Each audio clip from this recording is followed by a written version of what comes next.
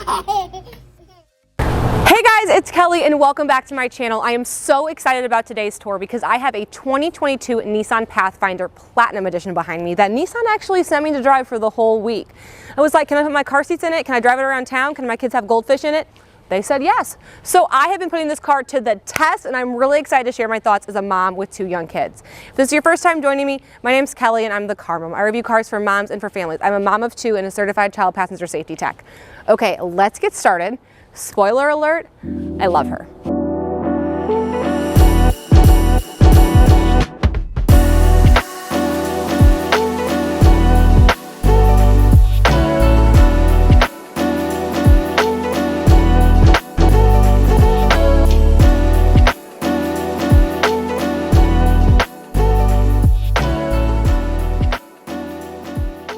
So the Pathfinder got completely revamped, redesigned in 2022. I mean ground up kind of redesign. I mean total demo remodel. Different transmission, different exterior, different interior. If we start with the exterior, I think it looks fresh. Fresh is the best word I can use to describe it. I think it looks amazing. I'm loving the front end grille right here. Very simple, but it lets this Nissan logo that now is white really pop. I think that looks great. Loving the chrome that goes all the way around it. Hood lines are subtle but look good. Loving the color, this color. This gray I'm super excited about and I love how they paired it. I love how it's paired with some of the black elements that are on the car. I think it looks great. The headlights are fun. They're different. They're kind of like Hyundai Palisade vibes. I'm telling you, trend alert, crazy headlights are going to be in. Like the crazier the headlight, the more in style the car is going to be. Mark my words. I'm super excited about this. If we move along to her side profile, this is where I really get excited. I mean, this is a good angle. And I love the blackout elements that are on this car, on this Platinum Edition. We have black mirror caps, a black roof, but I love that we still have chrome here and here to kind of elongate the body. I think it looks really great. Love this black roof rail right here. I think it looks awesome.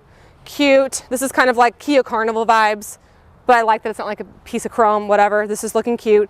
Moving around to the back end, we start with some wraparound taillights. They keep the back end pretty simple. I would have also liked to see something a little bit more sassy to it maybe, but we do have our Pathfinder, like huge. I think this is the biggest I've ever seen a car's name spelled out. That's got to be like 120 inch font, like 120 font, right? 120 point, is that what they call it? It's huge. Nissan logo still in white. Would have loved to see that wiper tucked underneath, but whatever. It's looking good. It's looking good. Let's get into that interior though, because that's where I think she really starts to shine. I really think this car has so many beautiful little details to it. Like look at this, Pathfinder. Darling. Darling. Okay, when I get into the car, we are met with the most beautiful saddle brown interior that I've truly ever laid eyes on. I'm really kind of like starstruck over it. Loving the color, loving the contrast stitching. There's a lot of different elements that are actually in the car. Almost to the point where it's a little much, if I can say. Like, this is chrome, this is textured rubber, this is contrast stitching. It's a little busy. This is high gloss black. So I like certain elements of it. I would have liked it to maybe be simplified just a little bit more. If we look at our side cubbies right here, guess what? I can fit a hairbrush, so that's kind of nice. And then I can also fit a cup right here. So these side cubbies are really A+ status for me. Let me get you on the other side and we'll talk about some more of the features. Okay, so let's kind of break down this interior. There's a lot to talk about here. Let's start with the seats. I think these are actually beautiful seats. I really like the black leather on the outside. And then we've got like some perforated leather right here, heated and ventilated seats in this trim level. We love to see it. Moving on to some of the elements up here, our steering wheel is great. I love a flat steering wheel right here. I just think it kind of gives it like a sportier kind of feel. I've got a completely digital dash. I have heads-up display. Love it. Let's talk a little bit about the infotainment system. Thank you, Nissan. It is updated. Is it as updated as I was hoping? No. I wish that we had like a different... There's just like some brand elements, like if I was in charge of Nissan's branding, like I would change a few things because I don't understand like why we have the same font, the same background, the same orange color that we've had since literally 2009. But I am appreciating the touchscreen. I like how easy this display is to use. It's okay. It's okay. I will say I wish this screen was just slightly angled because when I'm sitting here, with it not being angled towards me, even in the slightest, like I'm not saying I don't want the passenger to see it, I just wish it has a slight angle to it. I would really appreciate that. Also, I know this like all this high gloss black looks really pretty. I say this so every time I review a car like this, it's just fingerprint city. And like really like to judge a car on how long it's gonna stay looking new, especially as someone who has kids and spends so much time in their car. This is just stunning. It's also just like only gonna look stunning while it's clean though, so that's a little stressful. Moving along to some of our cubby compartments, we've got a wireless charger right here, a USB and a USB-C with a 12 volt. This little like lip gloss holder right here. Check out how perfect this fits my lip gloss. Like it was literally designed to fit my lip gloss right there. Not really sure what it's for, but I'm kind of excited about it. Two pretty decent sized cup holders right here. And we've got our center console, which is also a decent size. I mean, it's a little small for the size of the car, but it fits my things. But a storage compartment I'm very excited about on this car is right here. Check that out. Love a little purse holder. Love a little iPad catcher. Love a little snack compartment. Top-notch storage. Some other things in the front seats that I just am not totally loving, if I'm being honest, is I would have really liked to see a different color headliner right here, or just like a nicer material. I mean, this car is $51,000, and if I look at a car like my Hyundai Palisade, that's a similar price point. It has like a faux suede headliner, so I wish we could have like a little bit more imaginative right there. I also think these lights are kind of lame. Like they're very muted, not very bright. I would have trouble like seeing things at night, so I'm not obsessed with that. But overall, I'm really happy with the safety features on the car, with the technology on the car. It's got the Apple CarPlay, it's got the Android Auto. I've got my lane departure control, my automated cruise control, my rear braking assist. So I'm really happy with all the technology on it. And I'm really excited to show you guys the car seat setup. So let's go to the second row. Okay, so let's chat a little about the car seat setup. So the Pathfinder comes in both captain's and a bench seat. I have the captain's chairs today, but if you want to see a bench seat, I actually have a previous tour of the Pathfinder. It's the LS trim level with a bench seat. With the captain's chairs though, here's the car seat setup. I've got lower anchors in both of the captain's seats and lower anchors in this seat in the third row. Tether anchors in all 5 seating positions back here. That's good. So some things that I'm loving about the car seat setup in this car specifically is one of my favorite features that a car has, and that is the car seat friendly tilt. Now I want to put a little bit of a disclaimer on the car seat friendly tilt.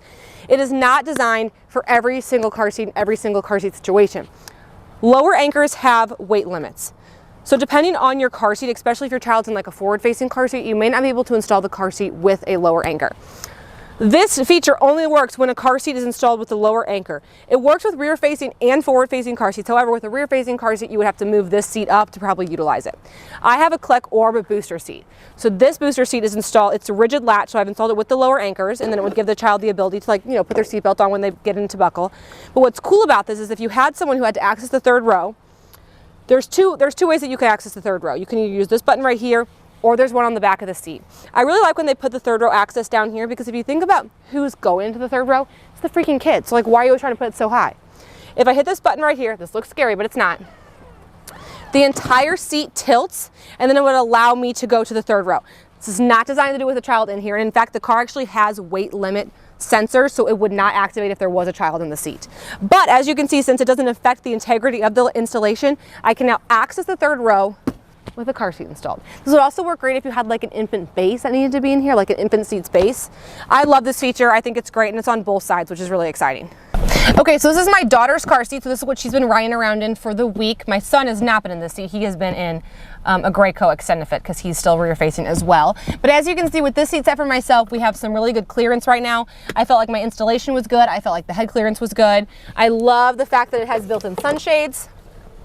That's a very nice experience. Okay, so here I am in the second row, and let me tell you something, I'm living freaking large as a passenger back here. The cup holder situation from right here is absolute insanity. In Nissan, take this note, put 2 cup holders here. Because as the driver, I would like more cup holders within my reach, because as the passenger right here, I have 1, 2, 3, 4, 5. 5 cup holders right here. That is freaking exciting information to me. 2 door cup holders. Let me get my cup, and like, they're good. They're good. They're no GMC Acadia. They're good, my friends. Looking nice. 2 more cup holders right here. And this like nice like little phone collector thing. I think that's fine. The seats are super comfortable. My head clearance is great. The seats are on track, so it can move forward or backwards to give whoever you want more room. As far as my amenities go, I've got climate control and heated seats on this trim level, a USB, a USB-C, and an outlet. I love outlets. I love outlets for the pumping mom. Pumping your car. You don't need to get the car adapter. Okay, I'm having fun back here. Oh, ceiling vents. Oh my gosh. Look at this. Okay, I'm having fun. I'm excited, anxious, nervous. to go to the third row because it looks pretty tight. So let's see. Okay, hold that forward. Get on in here. These headrests kill me. Someone one time commented on my Instagram and was like, it looks like the thumbs from Spy Kids. You are a true millennial if you know what I'm talking about. Okay, so our lower anchor situation is, like I said, it's right here. Okay. Okay, let me just, give me a second. Let me just, okay, seats can recline. I like to just do a little bit of a recline. It feels good. Okay, cup holder, two cup holders on each side and a USB.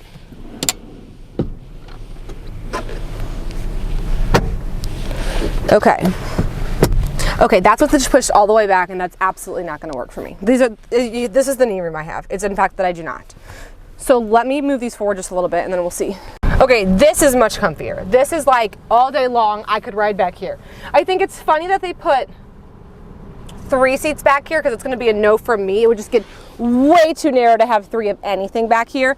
But with this seat all the way forward, I mean, my knees aren't even touching. I have ample, I could ride back here for a long road trip. I'm gonna now get in the second row and see how my knee clearance is with this seat giving this seat the most room. You know what I'm saying? Okay, so I have now moved this seat all the way forward, so giving the third row as much room as possible, and I'm still feeling good. I'm still feeling good. And you know, this seat is set for myself, and I'm a very tall driver who likes a lot of room. So I think the spacing of this car is actually pretty good. Let's take a look at that trunk space though with the third row up.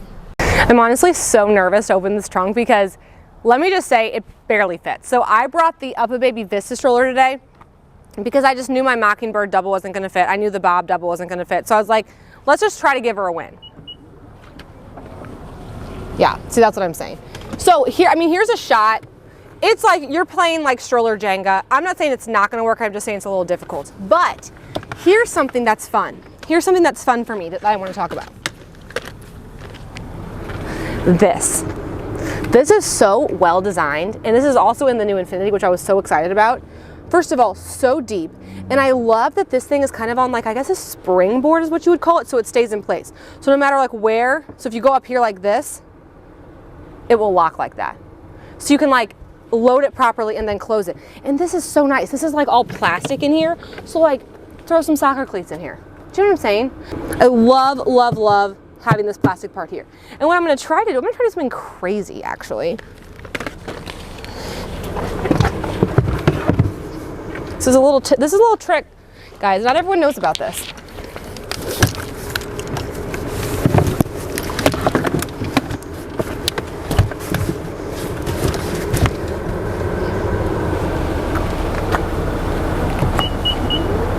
I never know. I never know what it's gonna do. Yeah, I feel better about that. So just give me like a few more inches that I could play with, but I think that's actually pretty nice. Now, for the size of the car, is it the worst trunk on the market? No. Is it the best? No. So I would love to see like a few more inches right here.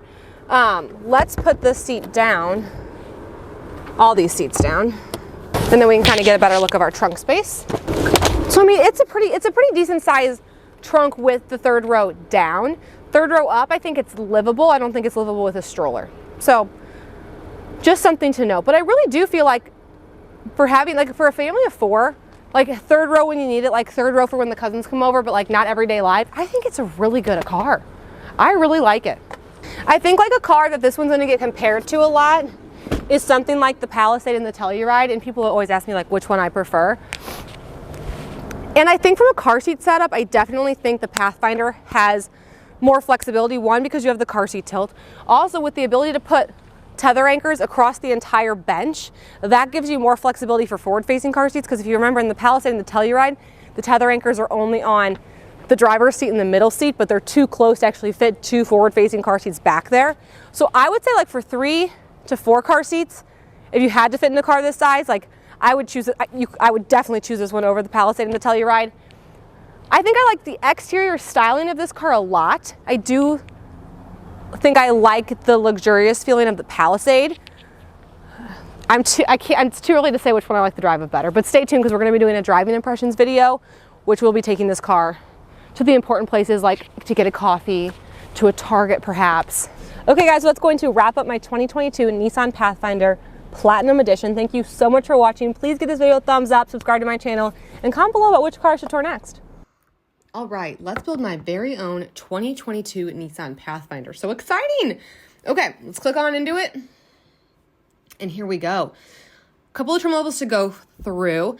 And I honestly think, to me, the only one worth even talking about is either the SL or the Platinum. I just feel like these other ones just do not give me some of the convenience features that I'm looking for, especially, like, I don't even get leather seats until I get to this one. So I'm definitely going to go with the SL, and I'm going to do the SL four-wheel drive. I don't think I'm going to go up to the Platinum because I feel like this gives me enough. I do like that they're doing the Pro Pilot Assist in the lower trim levels. I believe even in this. Okay, I believe it doesn't start till the SV. Is that correct? Yes, but you do still get like some other safety features. But anyway, the Pro Pilot Assist starts in the SV, which I think is really nice. I'm going to go up to this SL four-wheel drive. This is one that I'm going to build.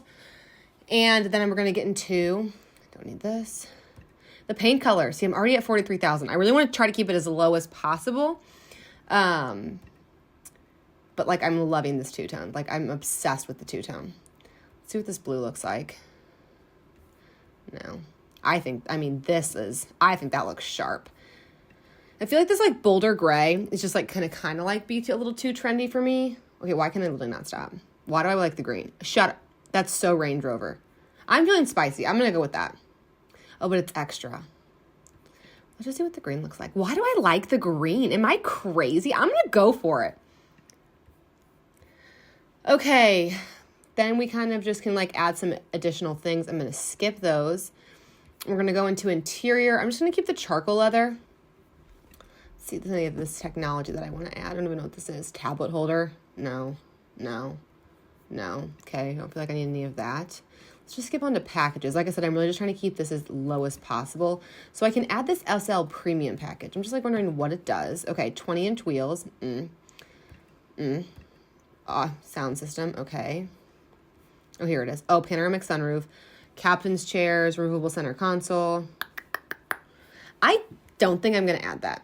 I just feel as though I'd like the upgraded sound system, but I'm just not going to go for, I'm just going to keep it as is. Okay, and then we go into some more of this. I was just curious to see if I had the option